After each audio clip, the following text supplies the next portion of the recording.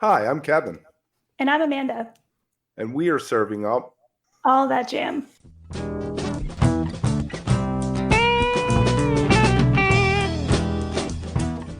A lighthearted look at the weekend jam bands. Where we break down the jam scene's biggest stories, Talk new bands. upcoming tours, And show reviews. A little laughing, some hot takes, and an always positive message for the community. Week of May 22nd, 2023. Welcome back. We are here and we are diving into summer camp this week. And then we got some news. How are you doing, Amanda? Kevin, hey, I am good. I'm good. I was out in Morrison for a birthday party this weekend that had some music right near Red Rock. So beautiful weather and just really nice to get out there. Nice. Now, did you see the announcement about summer camp? Kevin, yes. And I'm also trying to monitor reactions to that. Tell me what you've been seeing out there about this. Well, Ian Goldberg, who put it on Tuesday, make sure you check it out. We have Joel. We have a short with Joel talking about it, the history of summer camp. So, but he said, I started it in 2001, and with the way the festival landscape is and how hard it is for an independent person to put on a festival, it isn't feasible to do it like it is anymore. But he says it will reappear in some form. So what I'm thinking is you're losing the DJs, you're losing, what do they have, 5 stages, maybe 6 stages? I think it's going to cut it down to 3 stages kind of thing. It might make it more financially feasible than, paying 2 other stages for 4 days worth of people. That's a lot of money and a lot of bands. It is. And like you're saying, I mean, especially that festival in particular, I do think that they always were doing a lot, like a lot of different things. And yeah, I could only imagine on the production side what that costs every single year. So, I thought that the announcement itself, to the summer camp family, I mean, it was a lot to get through, but it clearly, this is something that they've been thinking about. And Right. so, gotta do what's right so it can continue in some form or fashion. Exactly. So, while we're talking about this, let me just say that a bunch of friends of the channel are going to be there. We have Knives, Disco's playing, Oregon Fairchild, Big Something, Perpetual Groove are all going to be there. Squeaky Feet, we have something coming out Wednesday with them, a new band. They're going to be there. It's just, I'm kicking myself. My kid is graduating in a week or so I couldn't go this year. Next year, I was like, I'm all in, and they're like, nope, sorry. I think I actually remember you saying that at some point recently, where that was your plan. Yeah, it was my big plan. Oh well, you know what they say about big plans. Maybe it'll just be Scamp Junior. Right. Oh, and let me not forget Yam Yam. Yeah, Yam Yam is going to be Mhm. there. Greatest name ever. So there we are with that. Did you get a chance to see any of the Dead and Company? I saw a little bit of it, and actually, the audience participation we have tonight is kind of loosely related. So yeah, definitely did. I've been checking in here and there. Maybe not watching an entire show, but getting in a little bit of time with it. Right. I was on the fence about going, not because I didn't want to go, just because it's logistics. I mean, it either involves me going to Virginia or Philly, and Philly, even though it's further, is an easier drive than driving from Baltimore into Virginia. It's like you're going through a demilitarized zone or something. It's hours and craziness. So, but I think I'm going to end up going to Nissan from what I'm hearing. A friend of mine was like, hey, I want to go. We should go down and do it. I was like, well, if you're going to go, I guess I'm going to go. I mean, Yeah, last time. absolutely. I mean, I think this long and winding final tour. Um, I think it's going to bring up a lot of emotions for people in different ways. But I think that there are going to be a lot of opportunities for people to get out there and say goodbye in whatever way they want, at least to this chapter, right, Right, of the history of the music of the dead. Because no matter what, it won't be exactly the same as this right. again. Probably. I don't think anybody has closed the door on Mhm. when future things happening, but I don't know if we'll ever see multiple members of the Grateful Dead touring on the road again together. You know, Exactly. Mickey and Bobby are not going to form another band. I don't think Phil has his deal with Shapiro, where he plays only Shapiro venues, so he isn't going to tour. You know, and Exactly. Billy wants to retire. Yeah. There we are. But they did some great songs at Kia Forum and some Garcia band stuff. They love each other. I mean, just beautiful. I thought it, what I was listening to sounded great, and I think this tour is going to be a really good one. I think they're coming out with classics, but also wanting to keep it just as tight as possible for these last shows. I think last night they did that other one, Terrapin other one, and really was a master class. As much as people make fun of them as Slow and Company and all, they are the Grateful Dead. Bob Weir and whoever's in that band are who they are for a reason, because they're damn good at what they do.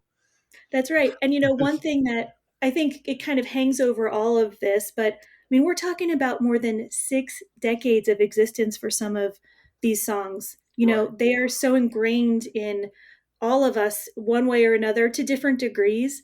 And that's something in itself. I think that's magic. And, I think I'll maybe finally be going to the Boulder shows. I've always tailgated. I've never gone in. I've just Right. listened from the parking lot. But I think this is going to have to be the year that I go in and check it out. And it also reminds me of good songwriting. I Mm-hmm. mean, it really, Hunter and Barlow were in a class by themselves. Nobody can touch what they did. Anyway, let's dive into the top 3 stories of the week. All right, Kevin, I've got some stories for us. Some of these I think are continuation, maybe, of some things we've talked about. The first is actually something I think we just discussed last week around that MSG sphere. So last week was all about the rumors of Fish in some form or fashion going out there to play. This week is a little bit different. It's been reported that about 800 seats for the upcoming U2 shows at the MSG Sphere have an obstructed view of the video screens. So, not sightlines to the stage itself, but ticket holders in premium lower level sections have been informed that their seats would not have a clear view of the video screens. I think they've been offered a refund, this and that, but you got to think about, this brand new place, however much money. I know I read it. I can't remember at this point. But the billion. fact It was that, close to $1 billion. right. Yeah. That this overhang blocking that view is what it is. I mean, like, come on. I just had to laugh almost. I guess no matter what, shit happens. Right. Who didn't look at the plans? I tell you Yeah. what, this is going to go down as the greatest boondoggle in the history of music venues. They're going to, book 50, 60 nights a year, and it costs $1 billion. You're never going to make your money back on that thing. Yeah, I have to say, I am not a financial wizard, probably the opposite of that. But I do think about, yeah, the funding, the money, all the hype, that goes into something like this, especially. It's Vegas. I mean, everything's just like massively out of control there. It's going to be really difficult, even if it does turn out, to be a decent opening. But for people to really, I think, feel as excited about this place as the hype has been is going to be really tough. And at $1,000 a ticket, even, you don't make your money back. You don't make what you need to make back with a depreciation on the venue. The minute you open it, it's outdated. You Right? know? Like my car. But seriously though, and when you said that ticket price, thousands of dollars or whatnot, even if it's in the hundreds regularly, people who are going to be able to spend that kind of money are going to want to see the video screens, and they're going to want to have a really good experience. So any little thing that's not quite up to par with what this venue is kind of purported to be is going to be a thing, and we'll Right. hear about it. Exactly. So I guess we're here for that. All right, so that was our first story. I guess sticking with maybe the mainstream angle to a point, I had to share this, Kevin. So, first thing I'll just say is, Taylor Swift, God bless her. I'm not a huge fan. I don't dislike her. I probably just don't know enough about her music, honestly. But she pops up. She's out there, always in the news. There's always something going on. So I saw this article about the lot scene for Taylor Swift fans and how, in some ways, it's starting to look eerily familiar to a lot scene that you and I might be more comfortable with in some ways. But let me talk a little bit about this, and then I'm going to tell you what I thought was the most interesting and funniest part of this whole thing. So, as we know, that Eras tour, a lot of people got shut out. There were all those Ticketmaster issues, just snafus left and right, and so what we've been seeing is all of these fans, of all ages, are starting to enjoy the shows from the lot without getting into the venue for places that'll let you get into the lot without a ticket, because of course that doesn't happen everywhere. Hey, you pay your $20 to park and they don't ask Yeah. to see a ticket. Yeah, so it's kind of one of those things where for them that's worth it, right? And we understand that. I've definitely done that before at Dick's, especially.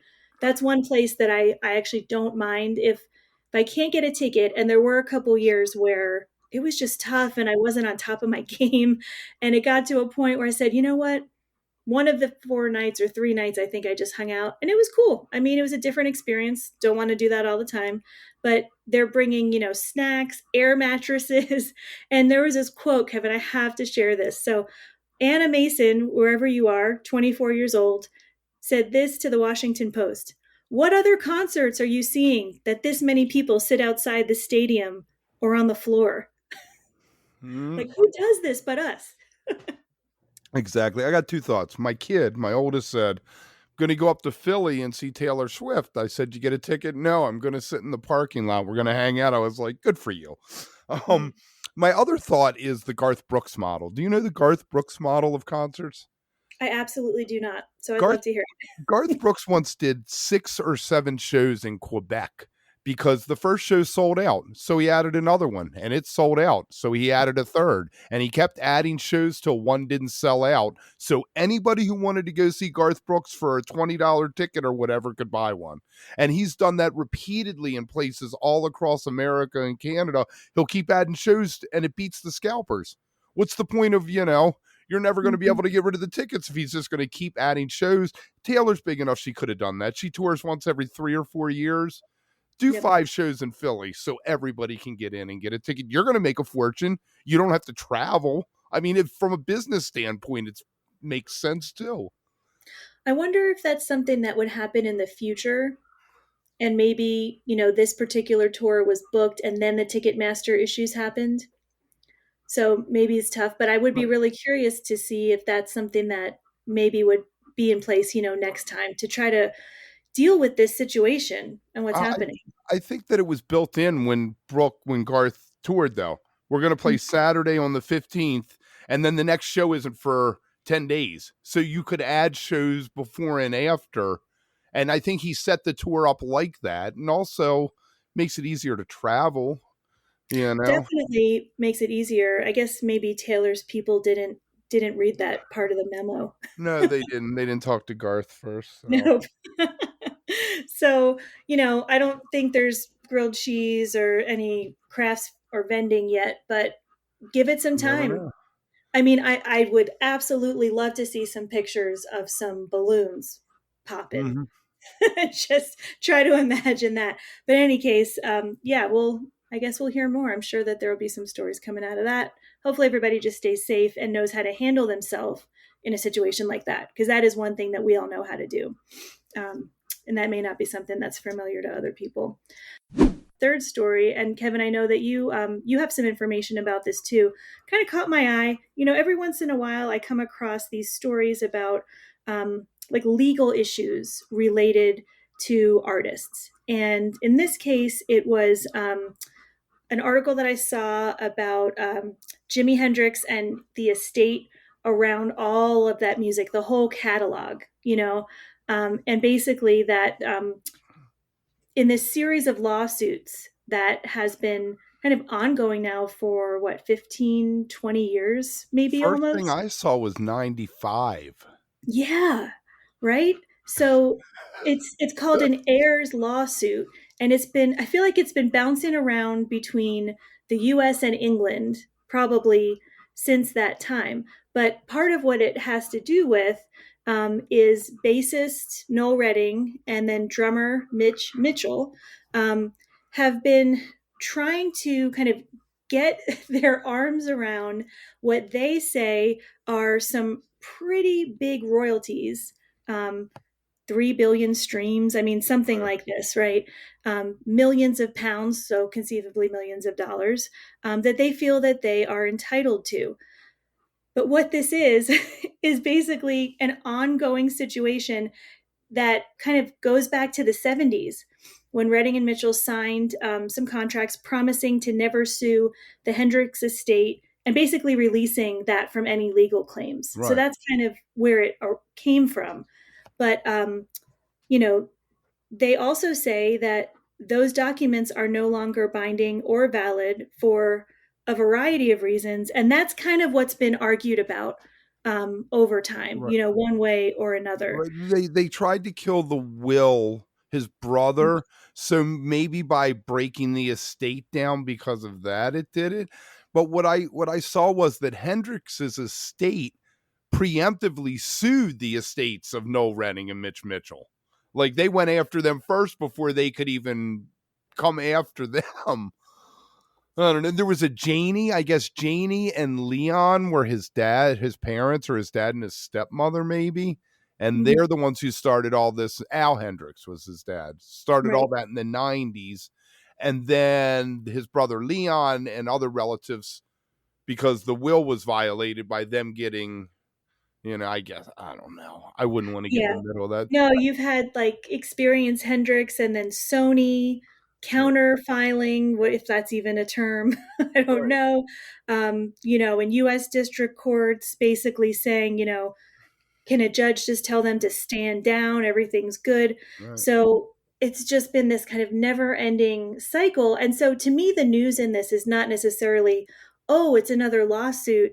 The news is that look at how this kind of situation just perpetuates over time. And maybe this is a really extreme example, but we've seen, like Zappa, other estates get worked through and not always easily. This seems to be the longest running issue that I know of anyway. And obviously so much, music that's just known worldwide. So Hendrix there definitely is a claim. Hendrix signed bad contracts in the 70s and in the 80s in Kmart. You could walk into the dollar record bins and there'd be stuff like woke up this morning and found myself dead, and it was Hendrix recordings at some bar in New York, late night, and almost unlistenable. But anybody could release Hendrix because all these tapes like New Rising Sun, I could think that became an album that actually came out, but all that stuff was available for years in this horrible versions until his dad did take control of it, which is the good thing. We got the good sounding stuff, That's right. So I guess, at this point, the London High Court made a decision that they have jurisdiction over this case. And so basically it's moving back now for proceedings in the UK. Across the pond. Back across the pond. And of course, Experience Hendrix says, well, we're going to pursue our rights in the UK. And when that's done, we're going to go back to the US and we're going to keep suing you even more. So they're in it. They're in it to win. We'll be watching. That's right. Those are our stories. There's got to be some good jokes. I'm sure there's a ton in there. All right. So this week, we have Oregon Fairchild. We're going to be talking to them in a second. Now, Oregon Fairchild is a trio out of Buffalo, and they're playing several times at summer camp this week. They have a late night in the VIP tent, and they're playing on two of the other stages, I believe. So, or twice in the VIP tent. Just head on over to summer camp's website if you're going to check it out. But this first thing we're going to get into, we talk about the fact that for a long time they were a cover band. They played Dead covers and things like that, and going from being a cover band to all originals while also being instrumental only. And so we got into a little bit of that, and we'll talk to you on the other side.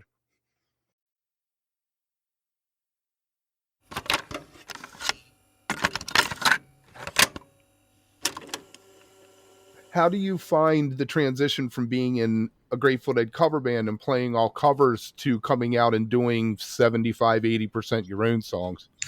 Yeah, and in this band, we also made a conscious decision that we're not going to sing. All of us do sing, but Oregon Fairchild is strictly an instrumental band.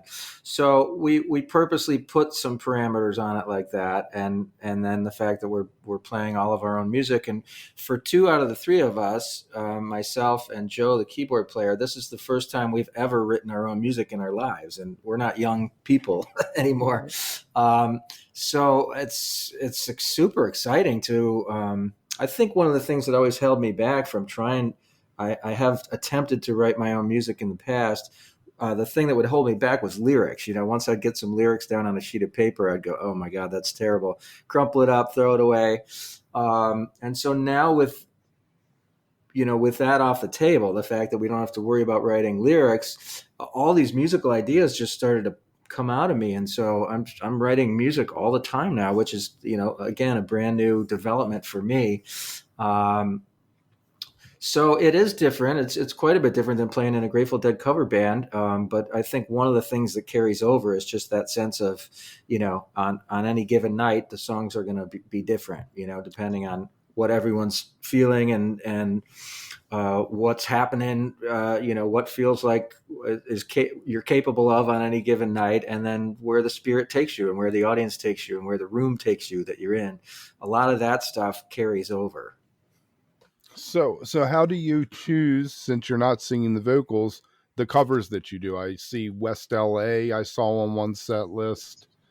Is it just that they kind of fit in with the organ trio thing, the shuffle blues? It's more like, here's a song we really like. Can we come up with a version that we think is good as an organ trio? And so we've covered things like real slow things like Bob Marley's Redemption Song and Leonard Cohen's Hallelujah. We do instrumental versions of those 2 tunes.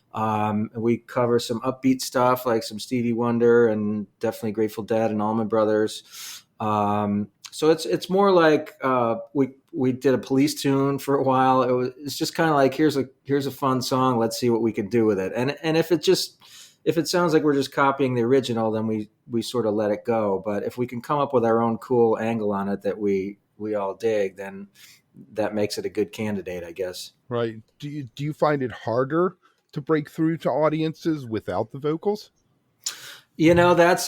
That's a very interesting question. We puzzle with that all the time. I think more and more people have learned what to expect from us. And we also learned an important lesson in terms of, we like to talk to the audience, but if you have a microphone in front of each band member on stage, we discovered that people are sort of waiting, people who haven't seen you before, they're sort of waiting for you to sing. So like you might do your first song and it's instrumental and they go, okay, now they think to themselves, okay, now they're going to sing. And then you do your second song and you're not singing, but the microphone's right there in front of you. So we've learned that we have to put the microphones off to the side of us so that they're handy when we want to talk to the audience. But they don't. It doesn't appear that we're going to be singing. So I think just like removing the microphones from in front of each band member gives the audience a definite signal that maybe these guys don't sing.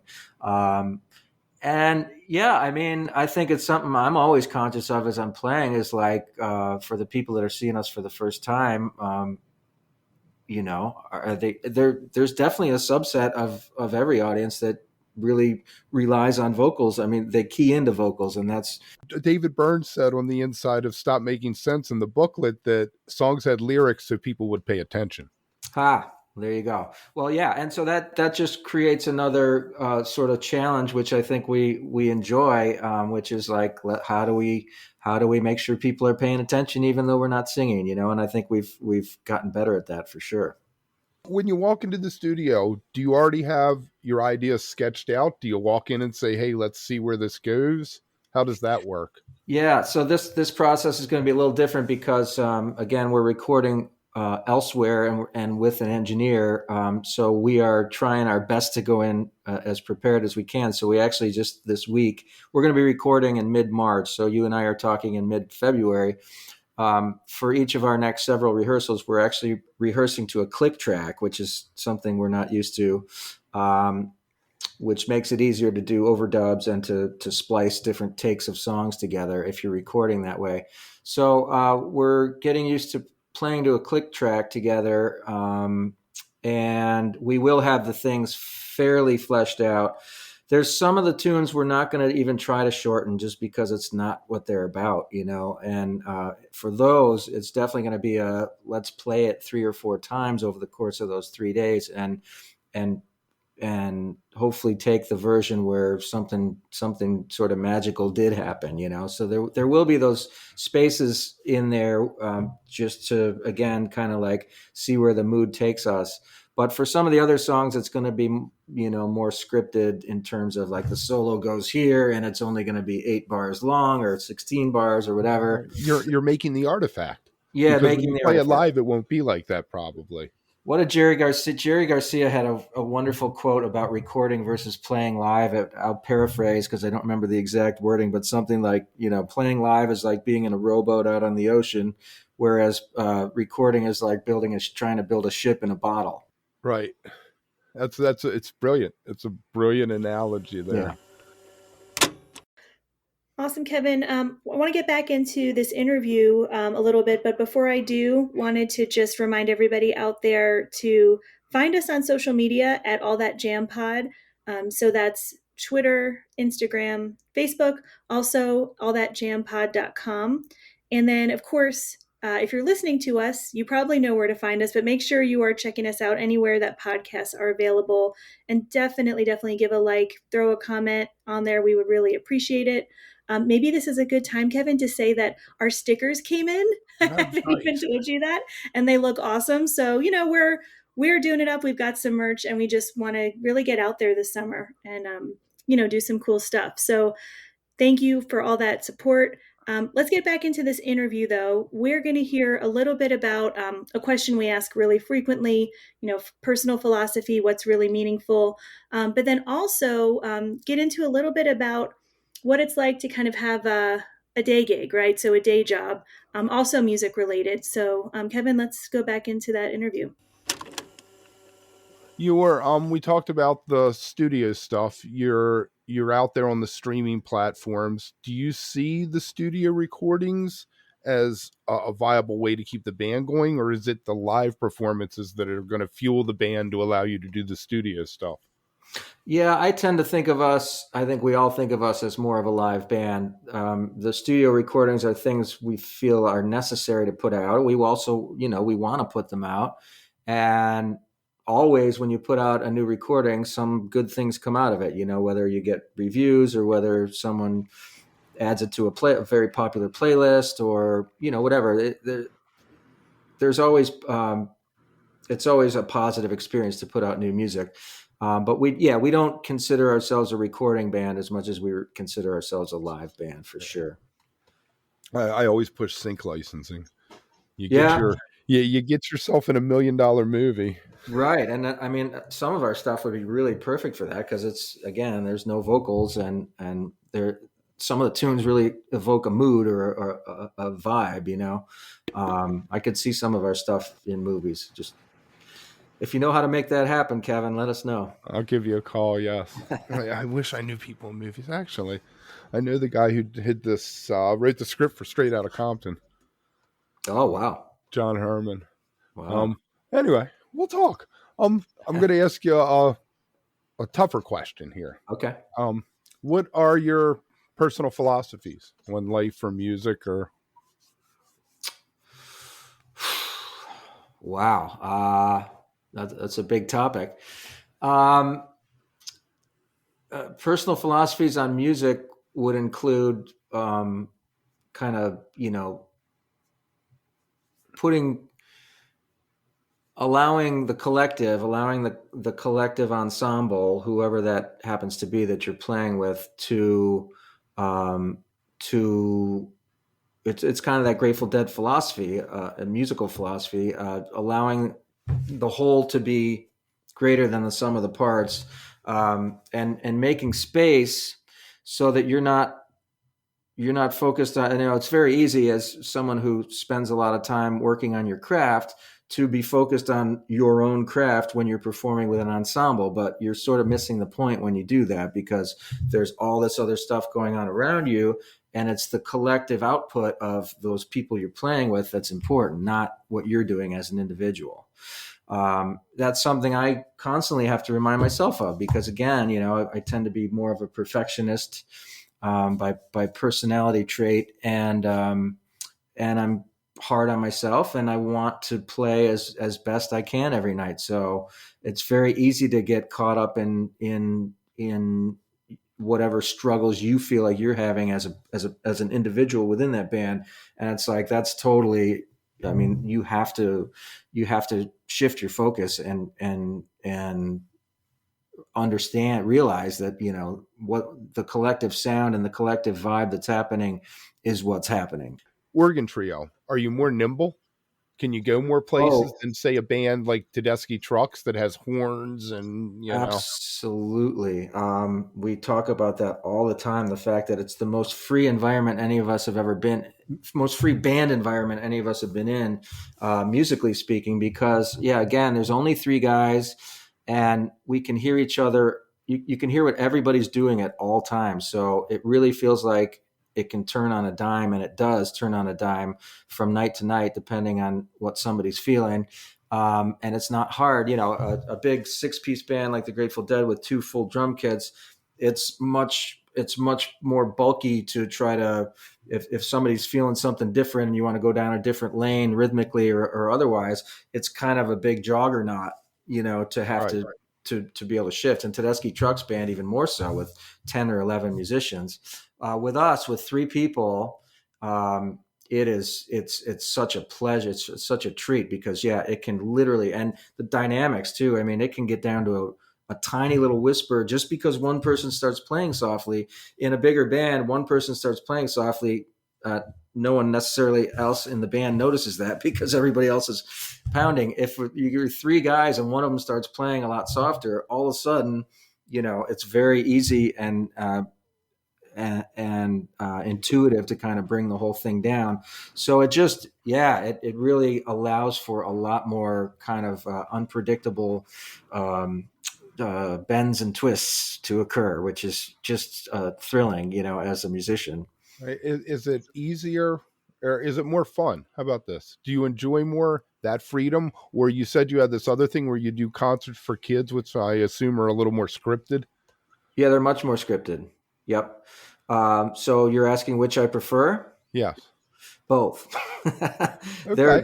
It really is, it's like 2 different disciplines, really. It's like the classical musician, the classical violinist who also plays fiddle. I mean, same instrument. It's the same thing to look at. And when they hold it, it might appear to be the same instrument, but 2 completely different takes on how you play the thing and what the approach is. So for me, doing a scripted show for 4th graders on music from colonial America is a blast. Yes, I know exactly musically what's going to happen every time I do it. And I know probably pretty much what I'm going to say word for word even, but the fun is in interacting with them and getting them excited about what it is that they're learning in school. So it's just a whole different kind of fun when you're playing improvisational music. Right. But playing for kids, that has to be cool. Oh, it's the best. My God. Because you get to leave. You aren't the teacher who has to deal with them in the classroom. I say that all the time, right? You get to be the special guest. You're the most fun they're going to have that day, and then you leave. I just did one this morning, and they were all wound up when I left, and I said goodbye. I love that he does colonial music for elementary school kids or middle school kids. That is such a cool gig to be able to go do that, I think so too. And that when I first heard, that's what the day job was, it immediately reminded me of Brady Reimer from Good Homes. So Jersey band, fronted by Todd Schaefer of Railroad Earth, way before Railroad Earth. And Brady has been doing really awesome music for kids, creating, performing for years and years. He has albums. I think he actually won a Grammy Nice. for children's albums. So yeah, it's always really interesting to see that side of them, and from what we can tell, they love it. Yep. So the rest of this week, tomorrow on Tuesday, we got Joel Cummings talking about summer camp and some special stuff. When he talked to us, they hadn't announced the grid yet. But if you look at the grid, you'll see what he was talking about. Wednesday, we have Squeaky Feet. Thursday, Perpetual Groove. Both of those bands will be at summer camp. Friday, we got a special thing with Mike Dillon talking about Chuck Brown and go-go music and how that affected his playing. And we get into a little bit of Garage à Trois because Garage à Trois were aficionados of that. And then Saturday, our man Alan Evans on Vintage League's High Wire imprint, which is a second label that they started in order to do stuff that wasn't the more soul related, for lack of a better term. So make sure you check that out. Now, you asked a question about Billy. I did. Yeah. Just out of curiosity, I was curious because people are very creative. What are some kind of humorous reasons, not true reasons, but funny reasons why Billy ultimately decided to walk from Dead & Co? And we've talked about this and how we really feel like there's maybe not any major story here, but that doesn't stop people from thinking that there might be. So why not ask people intentionally to come up with something that is not true? So I thought I would just share a few of the highlights there. We had everything from running for president, that was Eddie C. Johnny Dockham hypothesized that Bobby said he's whipping out the short shorts again and Billy can't handle that. And then there were some things that hit a little bit harder at maybe people's perceptions of Dead & Co, or maybe it's just sarcasm. Brian Greben said he wanted to join a band that sounded more like the Grateful Dead. Alex, I'll read this one and then I'd love your thoughts. Alex Ramathorn said he was tired of playing Mississippi Whole Step. I mean, that's pretty cool. I kind of like that one. So, okay. And then let's see. Hank Hughes said that Billy's actually been replaced by tennis shoes and a dryer. Interesting. Very interesting. There's so much, I think a lot of what I'm seeing, though, if I were to kind of put this into some patterns, is a lot of comments about pacing of songs, things we all have heard many, many times before. Mm-hmm. Christina Nikos, though, did mention that she's pretty sure he's going to actually end up doing a stand-up comedy tour instead. So I guess we should be on the lookout for that. There you go. So anyway, for fun. I've been thinking a lot about it in all seriousness. And OTO last night, in between sets, was on the Gans Lambert show, whatever they call that, on Nugs, and said that when he walked into the rehearsal and he didn't see Billy's kit there, but saw Jay's kit, it hit him. And that in his monitors, he had to mess with his ear monitor on stage because he does it himself, to get Jay's drums right as opposed to what it used to be for Billy's. And I really think that having Jay there shook the band up. I think that Jay is just pumped up, and maybe they had just, fell into what they were doing with Billy. And then you pull anybody, if they had to pull anybody out and replace them, I think that it would light a new fire under the rest of the guys. If it didn't crush their spirit completely, I guess. I mean, yeah, I guess there's a couple ways that could go. You're right. But that's a really good point. And I mean, that doesn't seem far-fetched to me at all. When you really think about the longevity of a career like Billy's and just everything that he has done.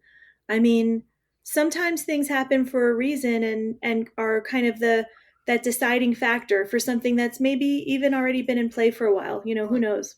And it might turn out to be the best thing. So absolutely. There we are. You got anything coming up next week? Oh, this week coming up. Well, I'm still trying to get down to Public House in Denver, which is a great spot, and catch Eddie Roberts. I don't know about this weekend coming up. That's still a little TBD, so maybe I'll surprise you, Kevin. How about you?